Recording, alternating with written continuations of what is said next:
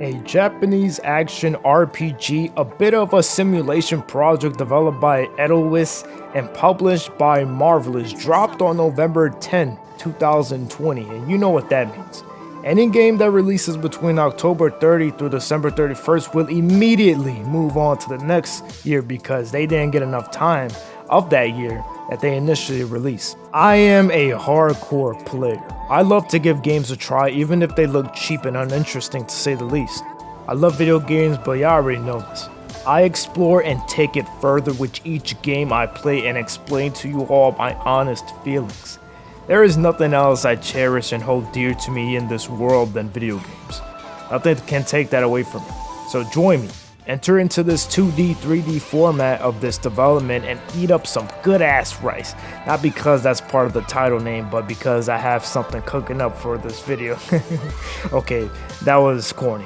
You know what? Let's just get started here. Is Sakuna of Rice and Ruin. Review by yours truly.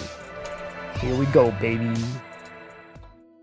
Sakuna is about the gods and humans that has split their realms to divide their comfort zone respectfully given. However, the humans who were prisoned and poor escaped and crossed a bridge from the realm of the gods that caused Sakuna, who looks like a child but is actually a god that's 1,000 trillion years old, so I can still smash, but anywho, caused her trouble. So this bigger god who is insanely gorgeous bans her from the gods realms and sends her to the human realm.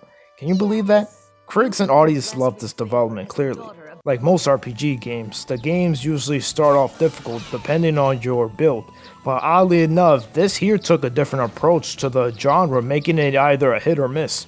There's a lot of things to be wary of and embrace some touches that can frustrate the player or just motivate the player, which leads to the keyword patience.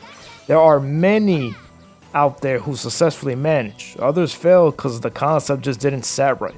Depending on what you see and how you feel would define how the Sakuna of Rice and Ruin holds and what you would look forward to.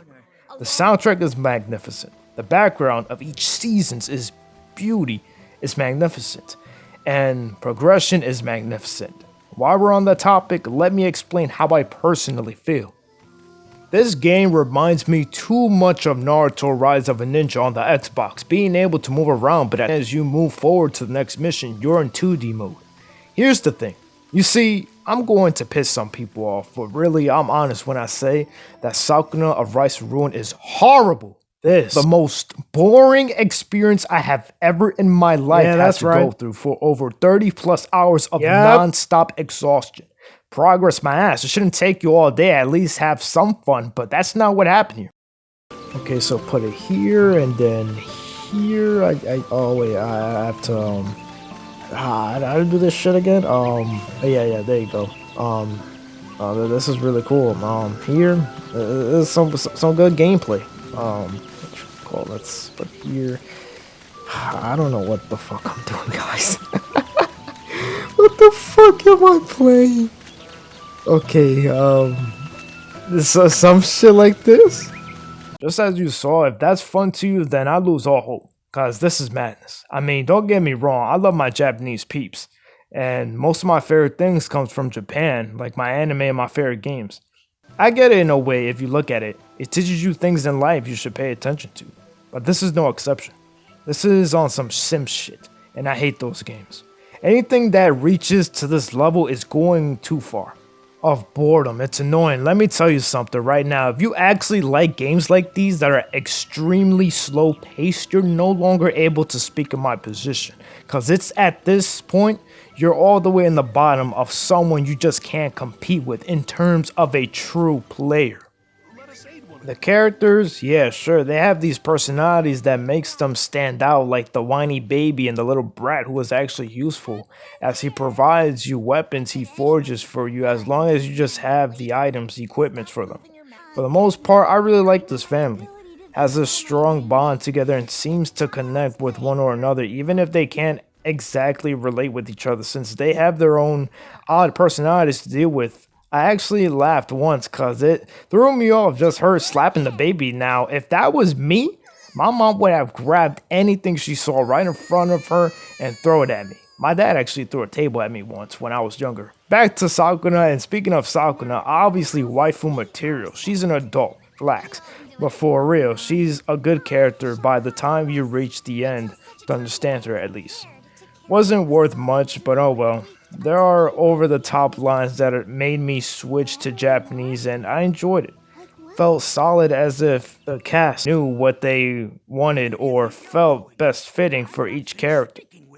Tama, the guardian spirit that protects Sakuna with all his life, is my personal favorite because out of all the characters, he's reasonable and more humble.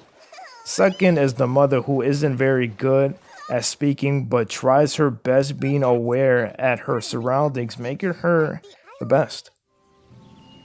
Yeah, sure, I admire the background, so what? The game is still broken with hitboxes that are utterly questionably insane. It's a crime for it to be this bad. The Bunny Fuckers has aimbot, and you're telling me this is fine?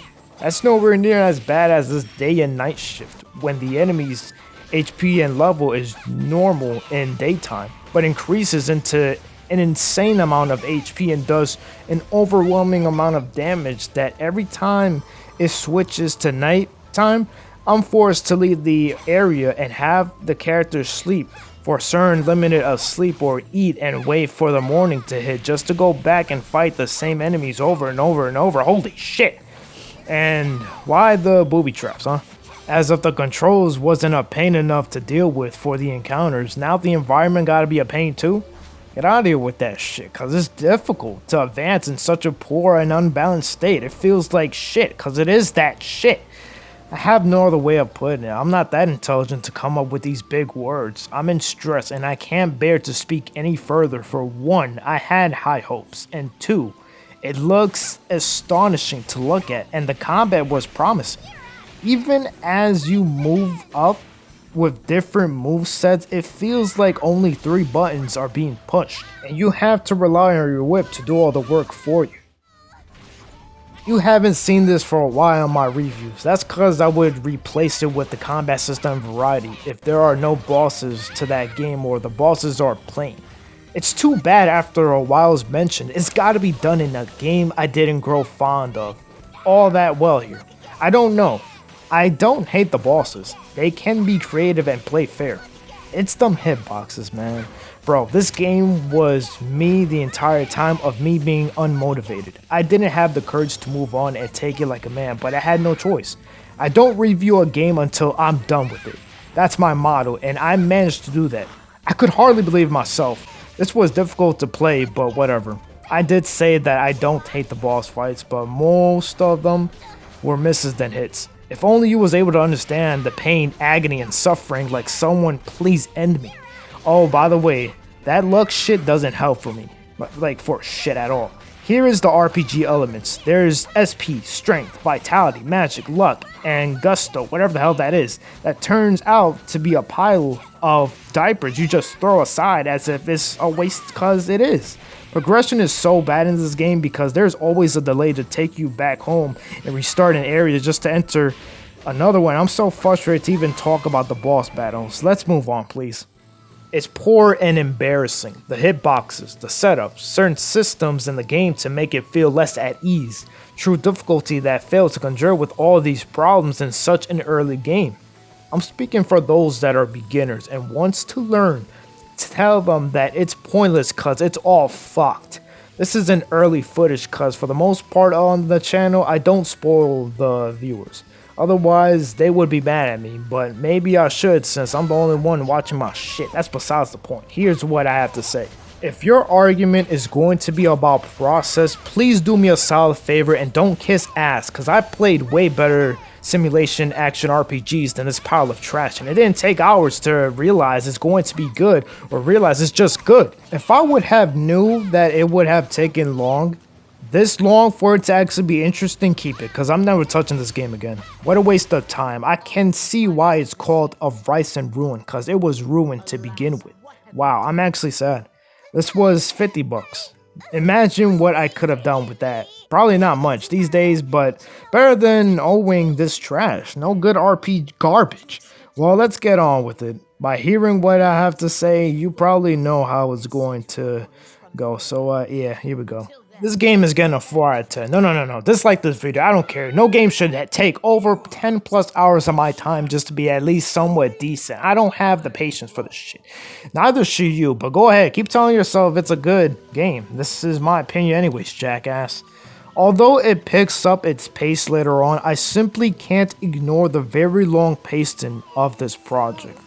Whatever, haters gonna hate, but if you enjoy this review, please give a thumbs up on the video. I be struggling to make these. The least you can do is help a brother out and support by giving this a like, and I don't ask for much, but anyways, quick heads up, 2 highlight videos will be releasing on the channel soon. I will see you on the next one, so peace y'all.